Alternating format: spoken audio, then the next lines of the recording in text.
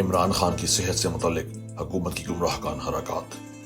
مجرمانہ غفلت یا کسی جرم کو چھپانے کی کوشش۔ خان صاحب کی صحت کے مسئلے نے ابھی جنم نہیں لیا، بلکہ علیمہ خان اگست 2025 سے خان صاحب کی آنکھ کے دباؤ کے متعلق ذکر کر رہی ہیں۔ میری بہن کے ساتھ ڈسکس کیا کہ ان کی آنکھ میں ان کو محسوس ہوتا ہے کہ تھوڑا سا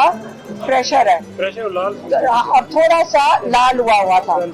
یہ صرف ان کو مسئلہ تھا، اور ہم نے اب صبح کو اپلیکیشن ڈال رہے ہیں کورٹ کے اندر کہ پن سے جو آئی ڈاکٹر ہے، آئی اسپیشلسٹ، وہ عمران خان کو فوری طور پہ آ کر اڈیالہ میں دیکھ لیں۔ ان کی اس آنکھ کا ایک، جب ہم کورٹ میں تھے نا، جب کورٹ ہو رہا تھا، جی وہ ہم سے بھی انہوں نے ذکر کیا ہوا تھا رائٹ آنکھ کا،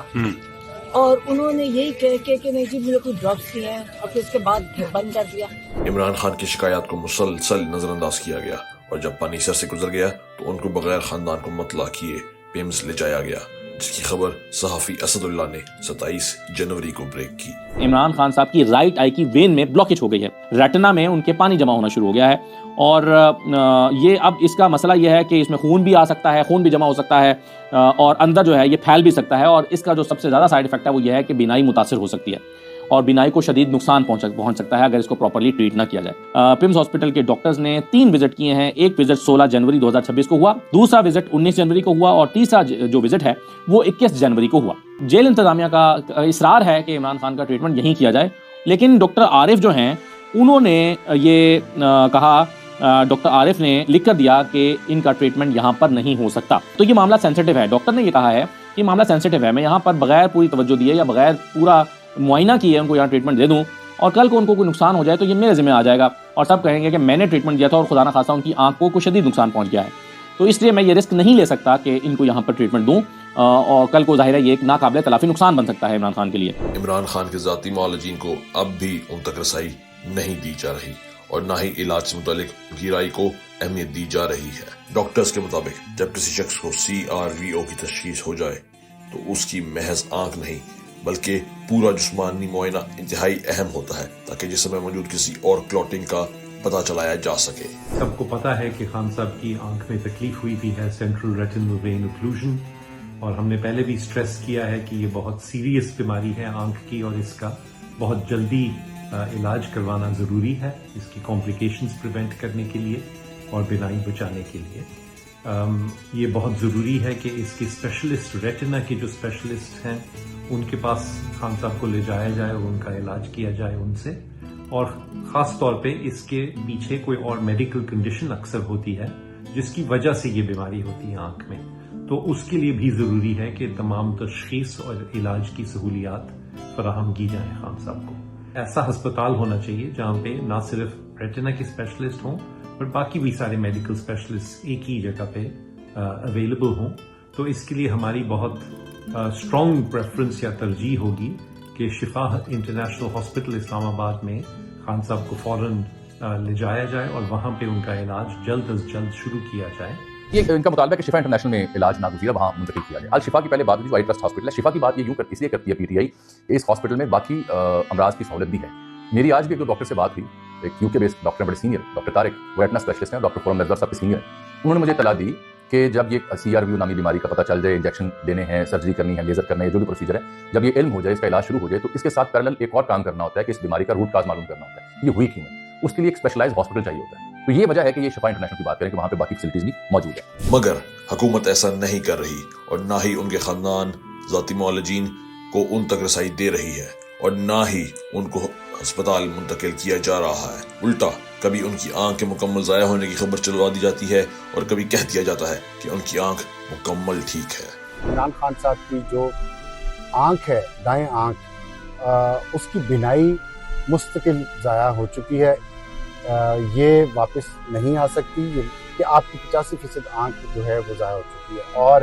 15% جو ان کی ہے وہ ریسٹور ہوئی ہے اس انجیکشن سے جو انہیں پمز میں لگایا گیا، لیکن اس سے زیادہ اب وہ مزید ان کی بینائی ریسٹور نہیں ہو سکتی۔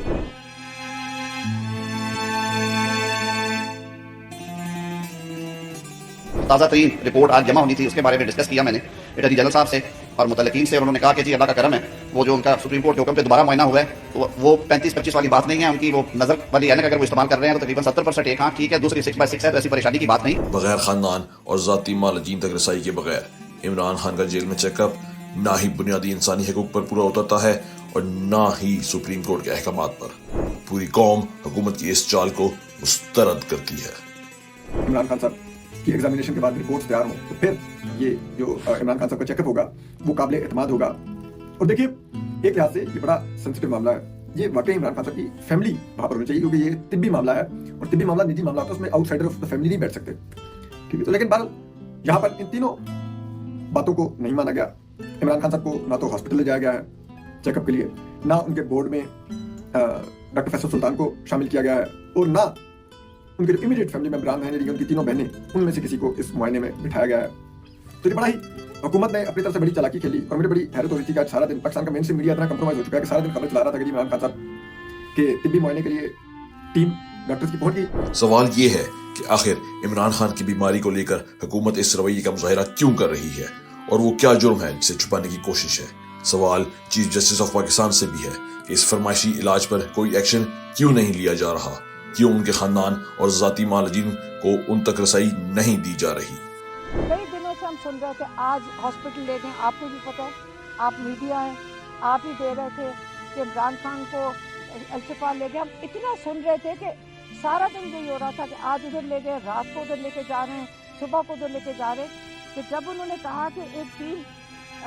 اڈیالہ جا رہی ہے تو ہم نے کہا یہ بھی انہی چیزوں میں شامل ہوگا. ہمیں کیا پتا تھا کہ سچ مچ ایک ٹیم اڈیالہ بھیج دی گئی ہے, اور یہ شفا انٹرنیشنل کی جو کمٹمنٹ تھی انہوں نے نہیں پوری کرنی تھی. ہم کہہ رہے تھے کہ یہ جھوٹ بولتے ہیں, ہمارے ساتھ ہمیشہ دھوکہ کرتے ہیں. عمران خان کا علاج جب ہمارے فیملی کے ڈاکٹر, یا انہوں نے عاصم یوسف کو بھی انکار کر دیا, یہ بھی میں آپ کو بتا دوں, ہمارے ڈاکٹرز کا انکار ہو گیا, ہمارا کوئی جا ہی نہیں سک رہا, تو ہم کیسے کہہ سکتے ہیں کہ یہ علاج ٹھیک ہے. انہوں نے آخر کار یہ سارا ڈرامہ کرنے کے بعد وہی کیا جو ان کا ارادہ تھا کرنے کا, کہ جیل میں ٹیم بھیجیں گے, کارروائی پوری کریں گے, صبح جا کر سپریم کورٹ بھی کے اندر ڈال دیں گے کہ جی بہت اچھا ہو گیا. عمران خان کی صحت پاکستانی قوم کے لیے ہر چیز سے بڑھ کر ہے. جب تک عمران خان کو ان کے خاندان اور ذاتی معالجین تک رسائی نہیں مل جاتی, عوام کو سڑکوں پر اپنا پرزور احتجاج جاری رکھنا ہوگا. آج عمران خان کا میسج سن لیں. عمران خان نے یہی کہہ کے بھیجا ہے کہ میری بہنوں کو کہو کہ میرے لیے آواز اٹھائیں, میری آنکھ ٹھیک نہیں ہے. اور انہوں نے یہ بھی کہا کہ میرے ڈاکٹر جو معالج ہیں ان کو میرے تک رسائی دیں. میں نے کبھی نہیں عمران کو سنا ہے یہ کہتے ہوئے کہ آپ ارجنسی ہے, مجھے ڈاکٹر تک رسائی دی جائے. یہ پہلی دفعہ ہم نے عمران خان کی پریشانی اور ارجنسی سنی ہے کہ میری بہنوں کو قوم میں میرے لیے آواز اٹھائیں, اور ہم اٹھائیں گے. سرفروشی کی اب ہمارے دل میں جینا ہوگا, مرنا ہوگا.